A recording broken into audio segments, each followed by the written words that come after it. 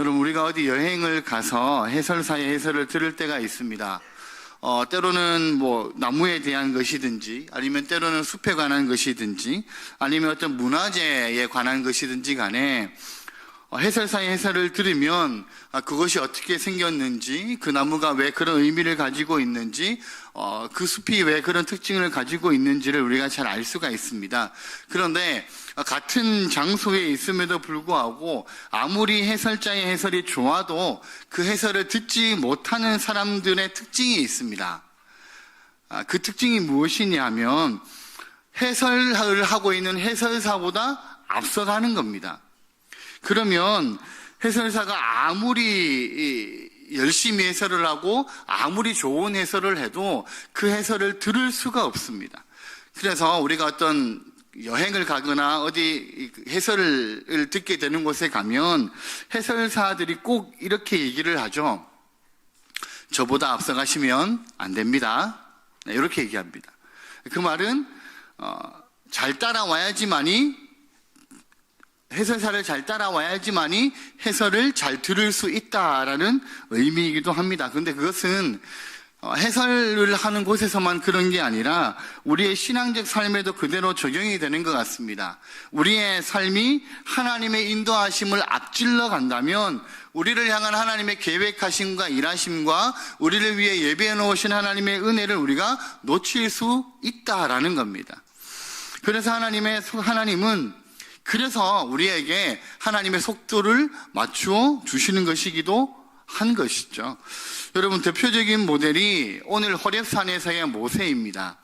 오늘 본문을 살펴보면 이 모세가 하나님을 앞지르고 있는 장면을 우리가 볼 수가 있습니다. 모세는 자기에게 오신 분이 여호와 하나님이시다라는 사실을 지금 알고 있습니다.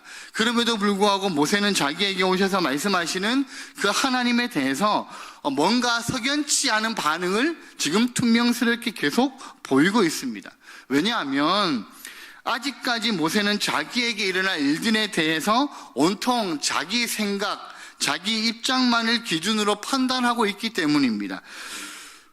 그런 모세를 하나님께서 오늘 본문을 통하여서 어떻게 다루고 계시는지를 우리에게 잘 보여주고 있다라는 겁니다.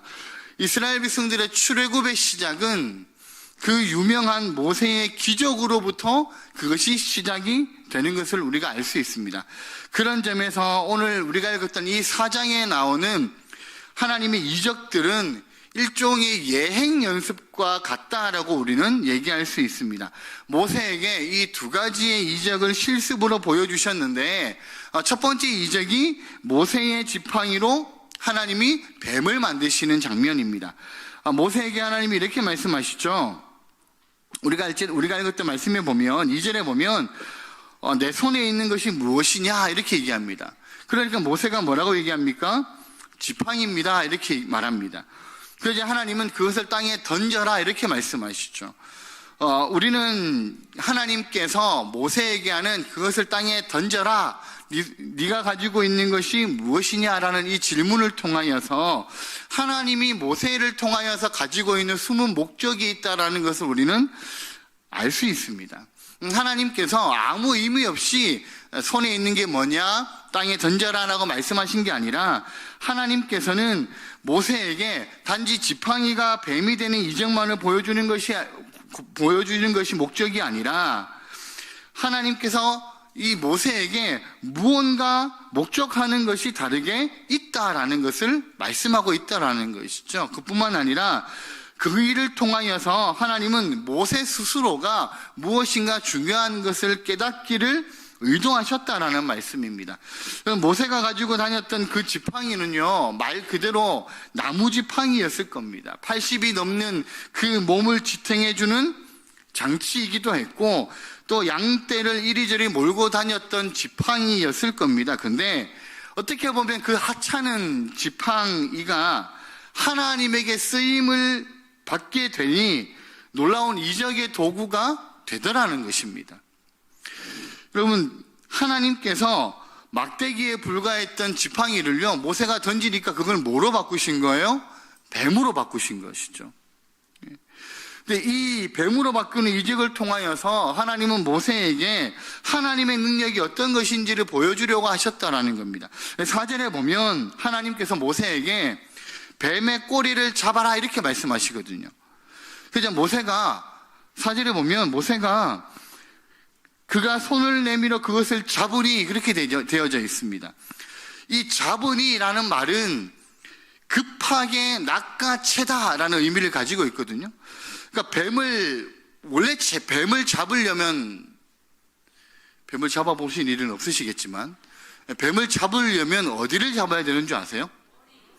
어떻게 아세요? 네, 뱀의 머리를 잡아야 됩니다. 그래야 안 물리잖아요. 뱀의 꼬리를 잡으면 어떻게 될까요? 그렇죠. 뱀이 휙 감겨서 물어버리죠. 자, 하나님께서 모세에게요, 뱀의 꼬리를 잡아라 라고 말씀하십니다. 모세가 그 말씀에 순종을 하죠. 그래서 꼬리를 잡아요. 그래서 손을 내밀어 잡았다 이렇게 말씀하는데, 왜 이 원어를 보면 급하게 낚아채다라는 뜻을 가지고 있냐 하면 모세가 당황했다라는 겁니다. 뱀은 머리를 잡아야 되는데 하나님께서 꼬리를 잡으라 하니까 모세가 순간적으로 잡긴 잡아야 되는데 겁이 났다는 것이죠. 그래서 순간적으로 빨리 그것을 낚아채는 듯이 잡았다라는 겁니다. 그러니까 모세가 내가 꼬리를 잡아도 하나님께서 이 뱀이 나를 안 물게 하실 거야 라는 믿음을 가지고 꼬리를 잡은 게 아니라는 것이죠. 굉장히 무서웠음에도 불구하고 그냥 그 꼬리를 급하게 낚아채듯이 잡았다라는 겁니다. 모세가 급하게 당황하여서 잡은 꼬리이지만 그 꼬리를 잡았을 때 그 뱀이 뭐가 됩니까? 지팡이가 되죠. 그러면서 하나님은 모세에게 이걸 원하셨습니다. 이것을 깨닫기를 원하셨습니다. 뭐냐면 내가 하는 게 아니라 하나님이 하시는 거구나. 하나님께서 모세에게 가르치시려고 했던 것이 바로 그것이라는 것이죠. 모세, 너의 믿음과는 관계없이 모든 것은 내가 하는 거야. 너는 그것을 믿어야 해. 하나님께서 모세에게 가르쳐주고 싶으셨던 게 그 사실이었다는 거예요. 모세가 주인공이 아니라 하나님이 모세에게 무엇을 원하셨느냐가 말씀의 핵심이라는 겁니다. 두 번째 이적은요, 모세의 손에 하나님께서 문둥병이 들게 하셨다가 금방 다시 낫게 하신 일입니다.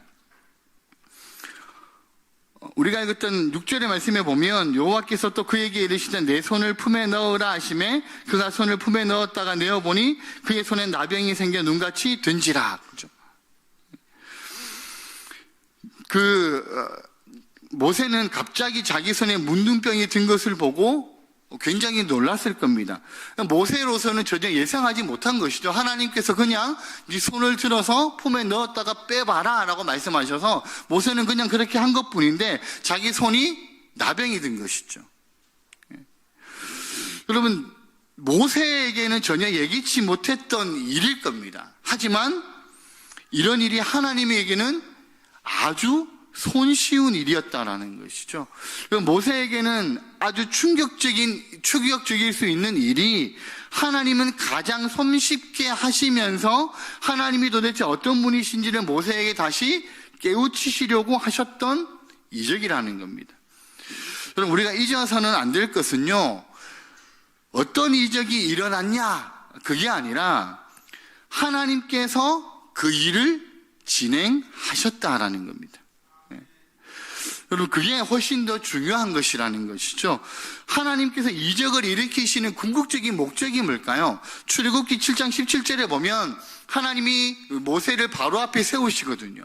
그 바로 앞에서 이렇게 말씀하시도록 하나님께서 말씀하세요. 그게 뭐냐면 하나님이 여호와인 줄 알도록 그 이적들을 일으키신다라는 거죠. 여러분, 하나님이 이적을 일으키시는 궁극적인 목적은요, 하나님이 여호와인 줄 알게 하시는 겁니다. 그러니까 하나님의 이적은 하나님이 목적인 거예요. 하나님이 하시는 이적의 목적은 하나님이라는 거죠. 하나님이 하셨다라는 것이 더 중요하다라는 겁니다. 이적이 하나님보다 더 중요시되거나 더 높이 평가되는 순간 그것은 하나님이 이적이 되는 게 아니라 우상 숭배로 기울어지게 된다는 것이죠. 왜냐하면 이적이라고 하는 것은요, 우리로 하여금 하나님에 대한 믿음을 갖도록 하는 수단에 불과한 것이기 때문입니다. 수단이 목적이 되면 그것이 바로 우상 숭배와 같이 된다라는 것이죠. 여러분, 우리는 우리 한국 기독교의 수없이 많은 역사들을 통하여서 그 점을 익히 잘 알고 있잖아요. 하나님께서 귀한 은사를 주신 사람들이 자기가 갖고 있는 그 은사를 하나님보다 더 중요하게 여기고 그걸 더 높은 것으로 생각하여서 결국엔 그것이 우상이 되고 결국엔 그것이 잘못된 이단화가 되어져 버리는 것이죠. 여러분, 기억하셔야 됩니다. 하나님께서요, 일으키시는 이적들은 그 목적이 하나님이 하나님 되심을 알게 하시기 위함이라는 것이죠. 그 이적에 목적이 있는 것은 아니다라는 겁니다. 여러분, 이것을 증명해 주는 말씀이 5절의 말씀입니다. 5절 한번 보실까요? 5절에 보시면 이렇게 말씀합니다. 이는 그들의 조상의 하나님 곧 아브라함의 하나님, 이삭의 하나님, 야곱의 하나님 여호와가 내게 나타난 줄을 믿게 하려 하심이라 하시고. 이적을 통해서 하나님께서 모세와 이스라엘 백성들에게 가르치시려고 하셨던 것은 그 모든 이적이 하나님으로부터 시작이 되었다라는 사실을 믿도록 하기 위함이었다라는 말씀입니다. 그래서 하나님은 이 두 가지 이적을 실습해 보이시고는 이 바로가 그렇게 해도 말을 듣지 않으면 이집트의 모든 강물을 피로 만들어 버리겠다라고 말씀을 하시면서 모세에게 자신감을 가지게 말씀하셨다라는 것이죠. 그런데 우리가 성경을 잘 보면 이 세 가지 이적을 말씀하실 때 하나님께서 아주 의미 있는 표현들을 사용하십니다. 그것은 모든 것을 모세와 직접 연관지어서 말씀하시는 거예요. 여러분, 그 두 가지 이적을 하나님께서 모세에게 말씀하실 때요, 내 손에 있는 것 이렇게 말씀하시고 그것 지팡이라고 말씀하시고 내 손을 내밀어라라고 말씀하시고 내 손을 품에 넣으라 말씀하시고 내 말을 듣지 아니하거든 내가 취한 하수가 이렇게 말씀하시거든요. 그 모든 것들을 모세에게 연결시켜 버리시는 거죠. 근데 왜 하나님이 이렇게 말씀을 하셨을까요? 1절 한번 보실래요? 4장 1절 말씀인데요. 1절에 보시면 모세가 하나님에게 어떤 식으로 얘기해요? 그런 식으로 얘기하거든요. 1절에 보면 모세가 뭐라고 얘기합니까? 나를 믿지 아니하며 내 말을 듣지 아니하고 나한테 나타나지 아니하셨다 하면 이렇게 얘기하거든요. 모세가 자기를 빌어서 계속 그렇게 나를 믿지 않고 내 말을 듣지 않고 너에게 하나님 나타나지 않았다 얘기하면 이라고 자기와 직접 연결시켜서 계속 얘기하니까 하나님께서도 모세에게 말씀하실 때 그렇게 대응하여서 말씀하시는 거예요. 그러니까 하나님께서는 이런 일들을 통해서 나중에 모세가 자신이 얼마나 믿음 없는 사람인지를 볼 수 있도록 하셨다라는 겁니다. 5절에요. 이 5절 말씀에서 하나님이 그렇게 말씀하시잖아요. 이는 믿게 함이니라. 모세가 안 믿었거든요. 근데 하나님이 모세에게 직접 말씀하시면서 모세로 믿게 하셨다라는 거죠. 여러분, 애굽 사람이나 이스라엘 백성들이 하나님의 일하심을 믿게 하기 위해서는 누구보다 먼저 누가 믿어야 됩니까? 모세가 믿어야 되는 거죠. 모세가 하나님에 대한 그런 믿음이 있어야지만이 출애굽의 이적들이 가능하다라는 겁니다. 모세는 하나님의 부르심에 쉽게 순응하지를 못합니다. 그래서 다시 또 얘기하죠. 보낼 자를 보내십시오 이렇게 얘기합니다. 기적도 좋고 이적도 좋은데 나는 그런 그릇이 못 됩니다. 그렇게 얘기를 하고 있는 거죠. 그러면서 그 이유를 뭐라고 얘기합니까? 10절 말씀에 보면 나는 말을 잘 못합니다. 그렇게 얘기합니다. 10절 말씀에 보면 10절 우리 성경을 보고 같이 한번 읽겠습니다. 10절 말씀입니다. 시작. 모세가 여호와께 아뢰되 오 주여 나는 본래 말을 잘하지 못하는 자니이다. 주께서 주의 종에게 명령하신 후에도 역시 그러하니 나는 입이 뻣뻣하고 혀가 둔한 자니이다.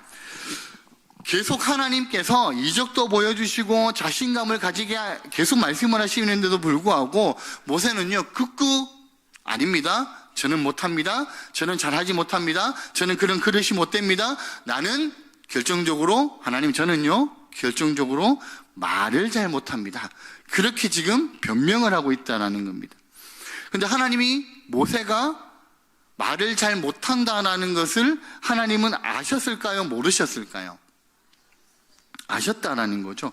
그래서 하나님은요, 마치 모리아 산에 이삭을 위하여서 하나님이 수양을 한 마리 숨겨 놓으셨던 것처럼 이번 호렙산에 올라가 있는 이 모세를 위하여서는 누구를 예비해 두신 거예요?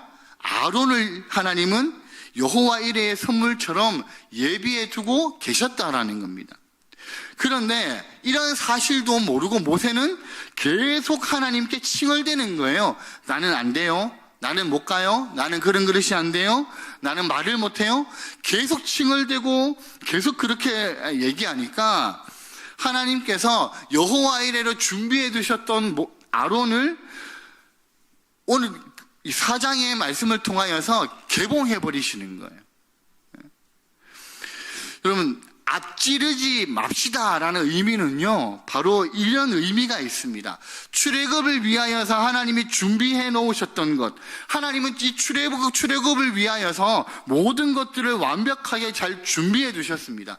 모세는 이걸 몰랐던 것이죠. 물론 모세가 이런 하나님의 준비를 알 수는 없어요. 근데 하나님의 능력과 하나님을 신뢰할 수 있었다면 자신의 답답함에도 불구하고 자신의 부족함에도 불구하고 그 하나님을 기다렸을 겁니다. 하나님이 자기에게 하실 그때를 기다렸을 것이라는 거죠. 그런데 지금 장면에 나타나는 모세는요, 그 정도의 믿음의 사람은 아니었다라는 겁니다. 그냥 하나님이 보여주셨음에도 불구하고 하나님이 불러주셨음에도 불구하고 하나님께 따지고 염려를 말하고 결국에는 하나님의 말씀을 거부하는 사람이 되었다라는 거예요. 그래서 사실은요, 11절과 12절에 보면 하나님이 모세를 되게 모락하시거든요. 여호와께서 그에게 이르시되 누가 사람의 입을 지었느냐, 누가 말 못하는 자나 못 듣는 자나 눈 밝은 자나 맹인이 되게 하는 자나 여호와가 아니냐. 이제 가라. 내 입에 함께 있어서 할 말을 가르치리라. 하나님께서 모세에게요, 되게 뭐라 그러시는 거예요. 여러분, 근데 사실 우리의 신앙의 삶에도요, 이런 모습이 있다라는 겁니다. 여러분, 우리의 신앙함에 필요한 게 뭐냐 하면 기대감과 기다림입니다. 우리의 신앙함에 필요한 게 기대감과 기다림이라는 것이죠. 뭔가 좀 아쉽고 지금 내 마음에 꼭 들지 않아도 그러나 내 인생의 답이 하나님에게 있을 거라고 믿으면서 기다리는 것, 기대하는 것, 그것이 믿음이라는 겁니다. 여러분, 모세가 조금만 여유를 가지고 있었다면, 그런 기다림과 기대감을 가지고 있었다면, 하나님의 일하심을 기다렸다면 아마 아브라함과 이삭이 모리아 산에서 여호와 이레를 맛보았던 그 감격을 모세가 호렙산에서 맛보았을 거예요. 근데 모세는요, 하나님을 너무 앞질러 가버렸다라는 겁니다.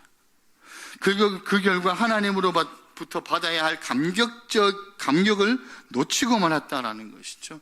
여러분, 우리가 여행을 다니는 이유가 참 여러 가지가 있겠지만 여행의 묘미가 있습니다. 뭐냐 하면 무언가 내가 기대하지 않는 광경들을 만나거나 장면들을 만나는 것이죠. 무언가 내가 기대하지 않는 낯선 경험들을 하게 되는 것입니다. 그게 여행의 묘미이기도 하다라는 것이고, 그게 여행의 즐거움이고 여행이 주는 기대감이라는 겁니다. 여러분, 우리가 하고 있는 이 신앙의 순례길, 우리가 걸어가는 게 신앙의 순례길이잖아요. 그죠? 어떻게 보면 이 신앙의 순례 여행에도 그런 목과 즐거움이 있어야 된다는 것이죠. 남들 다 하는 거 다 따라 하고요. 그러면서 답습하면서 남들이 하는 것만 졸졸졸 따라하는 그런 신앙적인 삶이 아니라 남들이 가보지 않은 신앙의 길을 가보는 것, 남들이 별로 관심이 없어 하는 하나님의 말씀의 숲에서 그 하나님의 은혜를 누리는 것. 여러분, 그런 것들이 신앙의 순례의 여행의 즐거움이라는 것이죠. 그래서 때로는 좀 힘들기도 하고 좀 어렵기도 하지만 우리가 그 하나님의 길을 찾아서 떠나는 것 아니겠습니까? 여러분, 신앙적인 기다림과 여유로움, 기대감들이 우리의 신앙적인 삶에도 있어야 된다는 것이죠. 그 기다림과 그 여유가 없이 자기 목적에, 자기 계산에, 자기 판단만 앞세워 가다 보면 결국에는 하나님을 앞지르게 되고 말 것이라는 겁니다. 여러분, 우리가 하나님께 집중하고 하나님께 상한 심령으로 나아가는 이유는요, 우리 인생의 답이 하나님께 있음을 알고 있기 때문이지 않습니까? 하나님께서 우리의 이 신앙의 고백을 무시하시지 않으실 거라는 겁니다. 여러분, 호렙산의 모세가 전혀 생각하지 못한 부분이 이 부분이라는 거예요. 모세는요, 자기 목숨만 생각한 것이죠. 자기 판단만 앞세웠습니다. 80년 자기 인생의 경험만으로 하나님의 일하심을 따져봤다라는 거예요. 그랬더니 뭔가 미심쩍 믿었지 않은 구석들이 많이 보이더라는 겁니다. 그래서 하나님, 나 이렇게 못합니다. 이렇게 못하고 저렇게도 못하고, 하나님, 나는 그런 그릇이 안 되고 나는 말도 못합니다. 이렇게 얘기를 하는 것이죠. 결국에는 하나님께 호된 질타를 당한 것이에요. 그럼 모세가 하나님을 앞질러 갔다라는 것이죠. 여러분, 출애굽기를 기록한 사람은 모세입니다. 그런 점에서 모세의 출애굽기는요, 모세의 자서전과 같은 말씀이기도 합니다. 그래서 출애굽기 여기저기를 보면 모세가 자신에 대한 평가와 당시의 상황이나 모세의 느낌이 숨어 있는 것이 있습니다.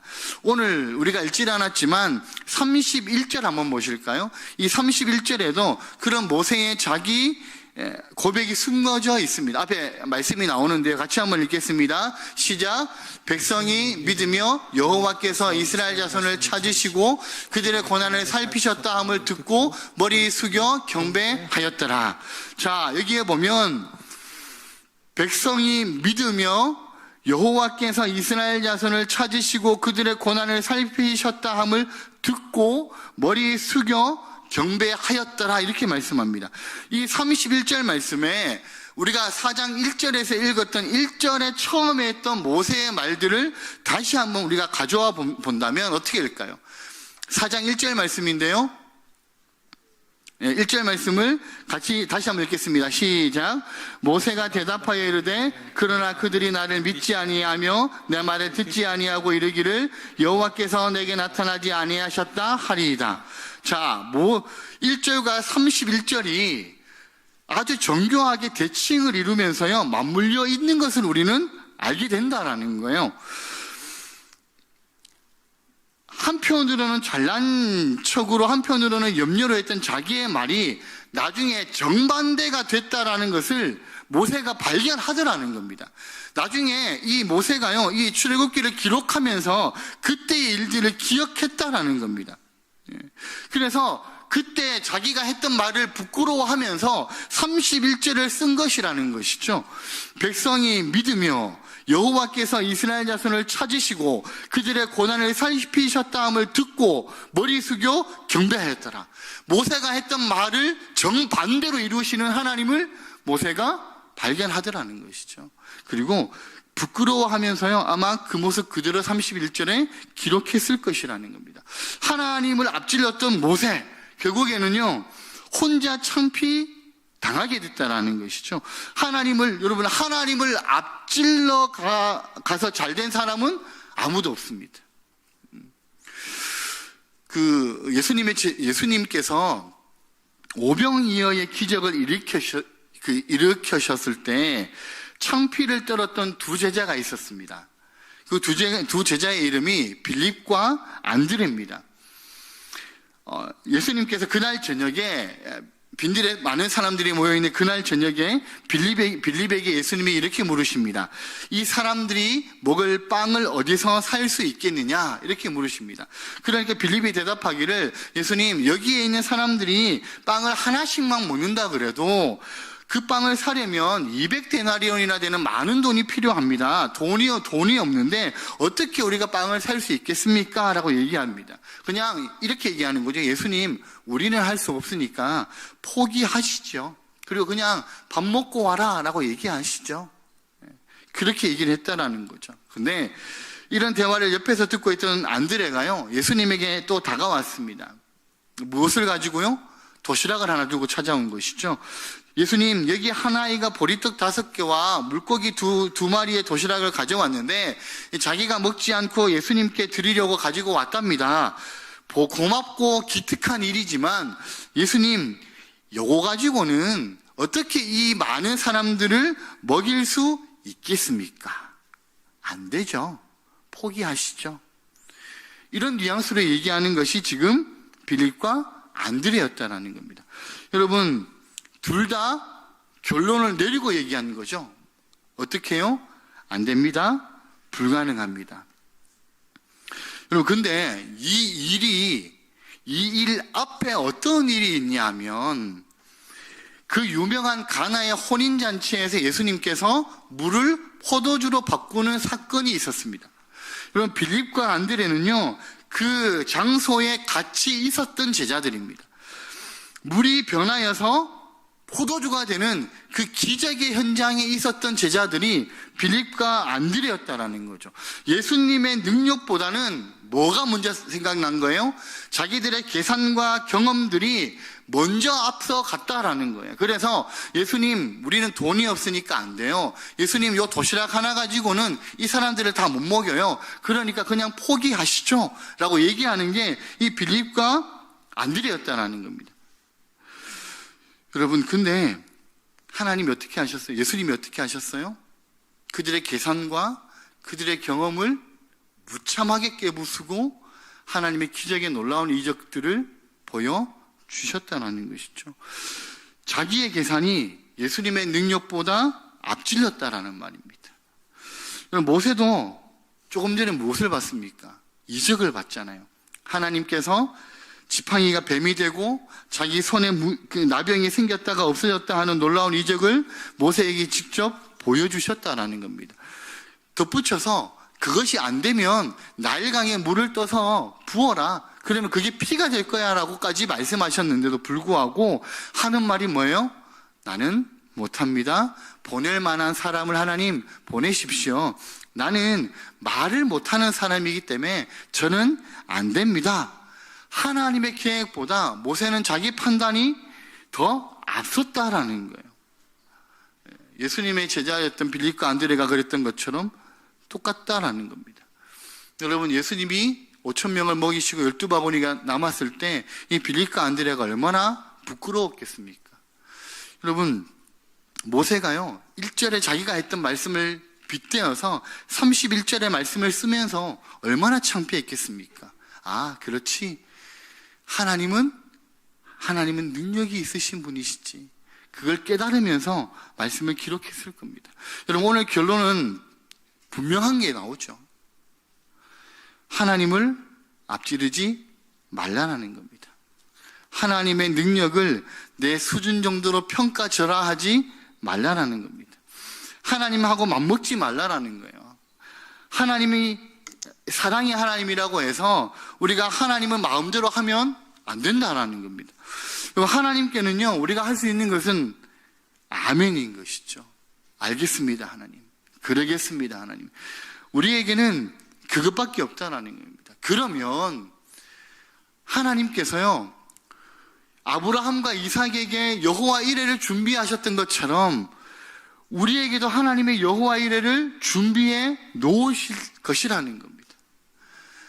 모세를 위해서 아론을 준비해 놓으셨듯이 여러분, 그 하나님의 선물을 만나게 될 때 우리는 우리가 누리게 될 감격은요, 비교조차 할 수 없는 것이라는 것이죠. 여러분, 하나님보다 앞서지 않기를 바랍니다. 하나님의 약속과 능력을 신뢰하고 그 하나님만을 바라보면서 기대하는 믿음의 삶을 살아가시기를 바랍니다. 내가 가지고 있는 계산, 내가 가지고 있는 경험, 내가 가지고 있는 그 기준, 거기에 얽매여서 하나님이 일하심을 놓쳐버리지 않으시기를 바랍니다. 절대로 하나님을 앞질러 가서는 안 된다는 것이죠. 여러분, 왜요? 왜 그렇습니까? 하나님이 내 인생의 답을 갖고 계시거든요. 우리가 우리 인생의 답을 갖고 있는 게 아니에요. 하나님께서 내 인생의 답을 가지고 계시는 하나님이시기 때문에 그 하나님의 손안에 들려있는 하나님의 여호와 이레로 우리에게 주시는 그 놀라운 하나님의 일하심, 그 하나님의 선물을 우리가 내다보면 하나님의 놀라운 은혜를 우리는 알게 되고 경험하게 될 것이라는 겁니다.